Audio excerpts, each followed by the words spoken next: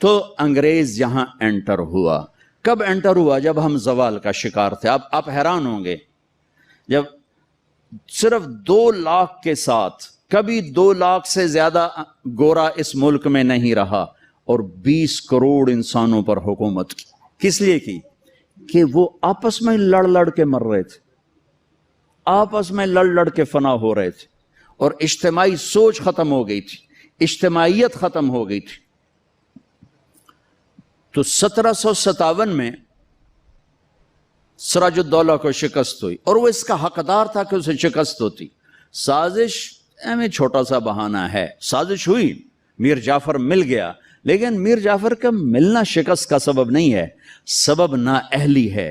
سراج الدولہ دن کے 12 بجے اٹھتا تھا، پورے بنگال کا بادشاہ، اور اس کے مقابلے میں کلائیو، لارڈ کلائیو، اس کی کلرک کی حیثیت تھی. وہ کم وقت دن چڑھنے سے پہلے گھوڑے پہ سوار ہوتا تھا، اور دن چھپنے کے بعد گھوڑے سے اترتا تھا. وہ سارا دن گھوڑے کی پشت پر، اور وہ سارا دن رات کنیزوں کے درمیان، لونڈیوں کے اندر سراج الدولہ، اور دن میں سوئے ہوئے ہیں. نواب صاحب 12 بجے اٹھیں گے تو شکست تو پھر مقدر ہے.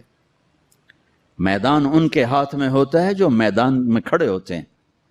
راگ و رنگ، ناچ گانا، موسیقی، یہ زوال کی نشانیاں ہیں. جو قومیں تباہ ہوتی ہیں وہ سارنگی کی سر پہ تباہ ہوتی ہیں. جو قومیں سر اٹھاتی ہیں وہ تلوار کی جھنکار پہ سر اٹھاتی ہیں، وہ تیر کی سنسناہٹ پہ سر اٹھاتی ہیں. میری ساری نسل گانے بجانے میں ڈوب چکی ہے، اور میرے دانشور اس کو تہذیب اور ثقافت کا نام دینے کے لیے سارے زور لگا رہے ہیں. ارے مجھے چھوڑ دو، میری بات دیوار پہ مار دو. پاگلو، اپنے شاعر کو پڑھ لو جس کو تم سارے مانتے ہو. تجھ کو بتاتا ہوں کہ تقدیر امم کیا ہے، شمشیر و ثنا اول، طاؤس و رباب آخر. جب قومیں اٹھتی ہیں تو ان کے نغمے تلوار کی جھنکار ہوتی، گھوڑوں کی ہن ہناہٹ ہوتی ہے. ولادیات ذبحان، قربان جو میرا قرآن، میرا اللہ گھوڑوں کے ہن ہنانے کی قسم اٹھا رہا. ہائے ہائے ہائے ہائے. ولادیات ذبحان فالموریات قدحا فالمغیرات صبحا فاثرن به نقعا ووسطن به جمعا. تیمور نے دنیا فتح کی، کبھی محل میں زندگی نہیں گزاری، خیموں میں کم وقت سوتا رہا، ساری زندگی خیموں میں سویا. چنگیز خان دنیا کا سب سے بڑا فاتح ہے، ساری زندگی خیمے میں سویا، کبھی محل میں نہیں سویا. اس کی اولادوں نے سونے چاندی کے گھر کھڑے کر دیے، وہ موت تک خیمے میں سویا. کہ آؤ میں تمہیں بتاؤں، آؤ میں تمہیں بتاؤں کہ قوموں کی تقدیر کیا ہے. بلندی کب آتی ہے؟ زوال کب آتا ہے؟ جب شمشیر ہوتی ہے، تیر و تلوار کے نغمے ہوتے ہیں تو یہ اوپر اٹھتے ہیں، اور جب تان سین ہوتے ہیں اور طبلے کی تھاپ ہوتی ہے اور سارنگی کی سر ہوتی ہے اور گانے والی کا آواز ہوتی ہے، تو پھر وہ قومیں سو جاتی ہیں، ڈوب جاتی ہیں، ہلاک ہو جاتی ہیں، تباہ ہو جاتی ہیں. تم شریعت کو بیچ سے نکال دو، تاریخ کو بیچ میں لاؤ کہ قوموں نے عروج کیسے پکڑا، زوال کیسے آیا. سارے حکمران ڈوبے ہوئے تھے سارنگیوں میں، کنیزوں میں، تو اللہ نے انگریز بھیجا، جاؤ ان سب کو جوتے مارو اور ان کو تخت سے کان سے پکڑ کے اتار دو. آخری میں ٹیپو سلطان تھے، لیکن جب کوئی قوم ڈوبتی ہے تو ایک فرد مشکل سے ہی کسی کنارے لگا سکتا، لہذا وہ اپنی جان کی قربانی دے گئے. 1799 4 مئی 1799 دریائے توی وہاں بہتا ہے، اس میں اپریل کے اینڈ میں سیلاب شروع ہو جاتے ہیں اور فوجیں رک جاتی ہیں. لیکن میرے اللہ کو مسلمانوں کا اقتدار ختم کرنا تھا، تو اس سال موجیں نہیں آئیں، سیلاب ہی نہیں آیا، دریا خشک پڑا تھا. اور انگریز کی مدد کرنے والے کون؟ نظام الدین، حیدرآباد کے مسلمان حکمران. مرہٹے تو چلو ہندو تھے.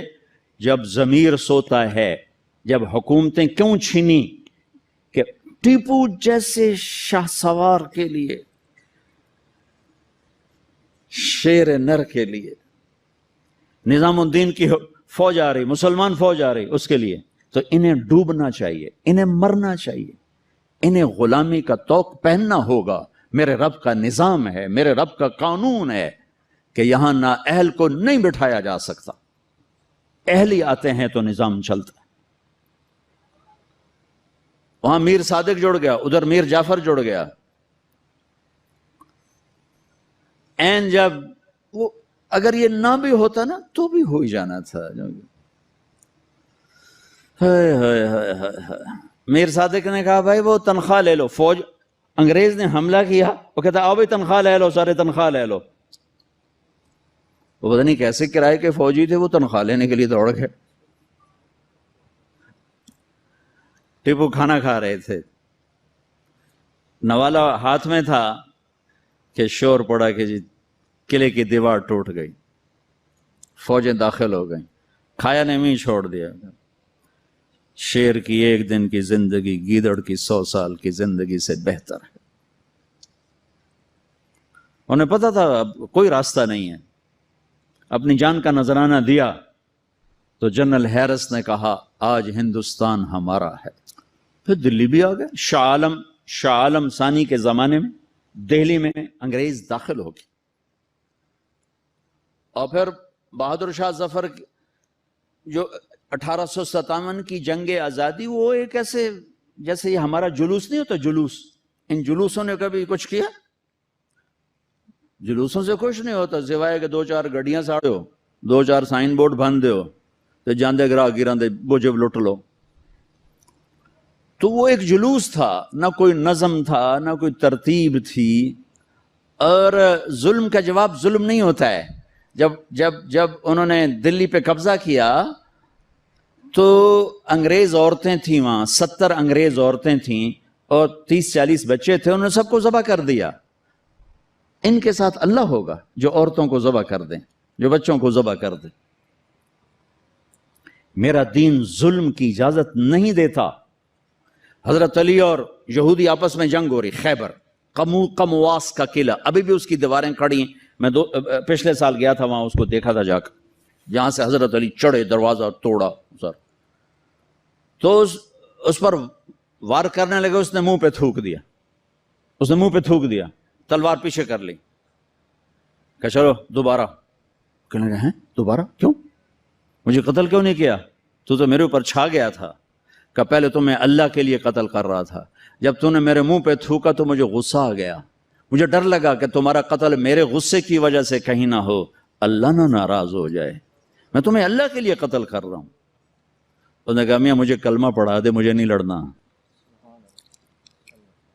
اور جب اسلامی لشکر جاتے تھے تو حکم ہوتا تھا کسی بچے کو نہیں قتل کرنا، کسی عورت کو نہیں قتل کرنا، کسی گرجے کے راہب پادری کو نہیں قتل کرنا، بوڑھوں کو نہیں قتل کرنا، درختوں کو آگ نہیں لگانی، درختوں کو نہیں کاٹنا۔ اس نے ناکام ہونا ہی تھا، لیکن اس میں مرزا الہی بخش، نجف خان، نواب شجاع الدولہ، یہ 3 آدمی اس میں ذریعہ بنے۔ لیکن وہ نہ بھی ذریعہ بنتے تو بھی وہ معاملہ 4 دن بعد پھر ہو جاتا، 4 دن پہلے 4 دن بعد ہوتا، لیکن ان کے ماتھے پر رسوائی کا داغ لگنا تھا، اور ان کی قبروں نے موت تک نحوست دیکھنی تھی، اور ان کی ہڈیوں نے نحوست دیکھنی تھی۔ تو مرزا الہی بخش، نواب شجاع الدولہ اور نجف خان، یہ انگریزوں سے مل کر انہوں نے راستہ بنایا، اور یوں 1857 پر آ کر مکمل زوال ہو گیا۔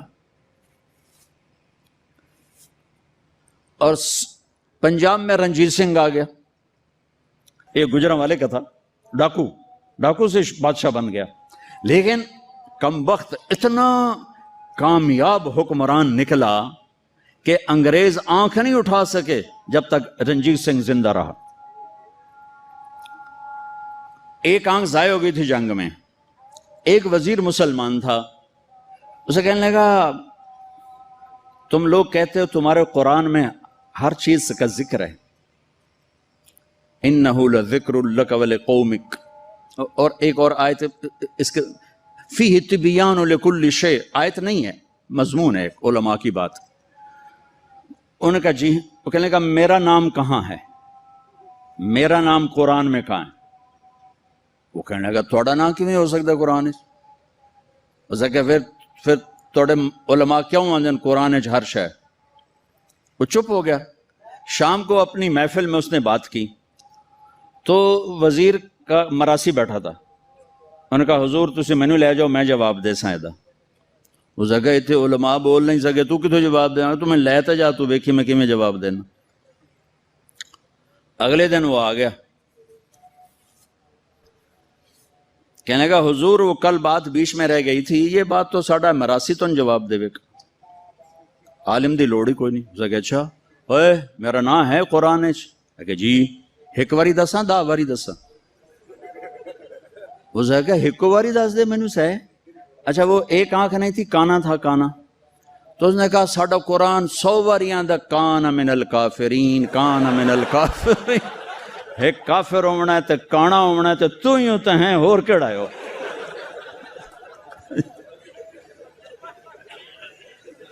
اٹھارہ سو اٹھارہ میں اس نے میرا ضلع ملتان فتح کیا، رنجیت سنگھ نے، مظفر خان کی حکومت تھی، وہ 5 بیٹوں سمیت شہید ہوئے۔ وہ خود بڑے عالی حکمران تھے، لیکن نہ عوام میں جان تھی نہ فوج میں جان تھی، صلاحیتیں ختم ہو چکی تھی، شہید ہو کے 5 بچوں سمیت شہید ہو کے۔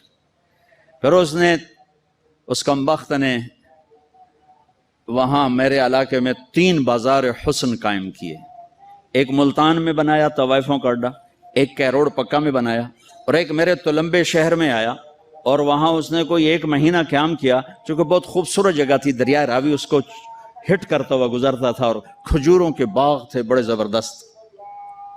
ایک بازار حسن اس نے وہاں بنایا۔ پچھلے کوئی 8 سال سے میں نے وہاں جانا شروع کیا، ملنا شروع کیا۔ وہ بازار حسن اب ختم ہو چکا ہے، چند بچیاں رہ گئی ہیں جو مجھے پیغام دیتی ہیں ساڑی شادی کرا دیو، اسی توبہ کرنی ہے، ختم ہو گئی۔ کوئی فتوے نہیں دیے، ان کو محبت تھی، ان کو بیٹیاں کہا، ان کے سر پہ ہاتھ رکھے۔ ابھی بھی 2 کو میں نے بھیجا ہوا ہے عمرے کے لیے اپنے اسی بازار حسن سے، انہوں نے مجھے وہاں سے فون کر کے رو رو کے ان کا برا حال، وہ مجھے دعائیں دے رہی کہ ایسا تو کدی رب دا نا ہی نہ سنیا، تو سانو رب دا گھر بھی کھا چھڑیا۔ سب چند ایک وہ بیچاری روتی ہیں کہ ساڈے کو اور پیشہ کوئی نہیں تھا، عزت دیون واسطے تیار کوئی نہیں۔ میں تو جب سے طوائفوں سے ملا ہوں مجھے طوائفیں مظلوم نظر آئی ہیں، اور انہیں نچانے والے ظالم نظر آئے ہیں، ان کے جسموں سے کھیلنے والے درندے ہیں، انہیں گھنگرو پہنا کے نچانے والے بھیڑی اور درندہ نما انسان ہیں۔ وہ تو مظلومیت کی ایک عجیب داستان ہے۔ کون عورت ہے جو روزانہ کسی کے لیے تیار ہو؟ کس عورت کی فطرت ہے کہ وہ ہزاروں ہوسناک نظروں کے سامنے ناچے اور گھنگرو باندھے؟ وہ سٹیج پر ان کا گھنگرو چھنکتا ہے اور تنہائی میں ان کی آنکھیں چھلکتی۔ کہ میرے دیس کے مالداروں کا ظلم ہے کہ وہ انہیں نچانے کے لیے تو تیار ہیں، انہیں چادر پہنانے کے لیے تیار نہیں ہیں۔ میں زمینداروں کا بیٹا ہوں، میں نے سب اپنی آنکھوں سے دیکھا۔ ہاں، مالداروں کی ہوس کا نشانہ بننے والی طوائف ہو گئی، اور مالدار چودھری صاحب بھی رہا، کوئی دامن پہ داغ ہی نہیں۔ میاں صاحب کا میاں صاحب رہا، شیخ صاحب کا شیخ صاحب رہا، افسر کا افسر رہا، اور اس کے ماتھے پہ طوائف کا داغ لگا جو موت بھی نہ دھو سکی۔